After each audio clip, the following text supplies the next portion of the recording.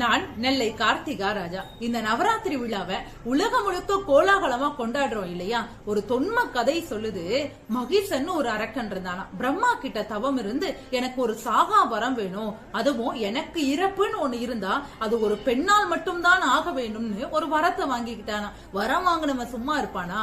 தேவர்களை எல்லாம் படாத பாடுபடுத்துறான். தேவர்கள் எல்லாம் நம்மளுடைய அம்பிகை கிட்ட போய் முறையிடுறாங்க. அம்பிகை என்ன பண்றாங்க?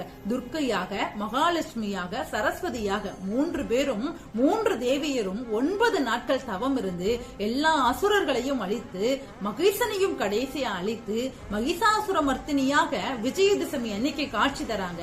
ஒரு தீயவைகளை, ஒரு தீயதை அழிப்பதற்காக அம்பிகை புறப்பட்டு வந்த நாள் தான் விஜயதசமியாக கொண்டாடுகிறோம் என்று சொன்னால், தேவர்கள் எல்லாம் தன்னுடைய சக்தியை அம்பிகைக்கு கொடுத்து பொம்மை மாதிரி காட்சி அளித்தாங்களாம். அதனாலதான் கொலு வச்சு பொம்மைகளை அடுக்கி வைத்து நாம் அம்பிகையை வழிபடுகிறோம். நன்றி.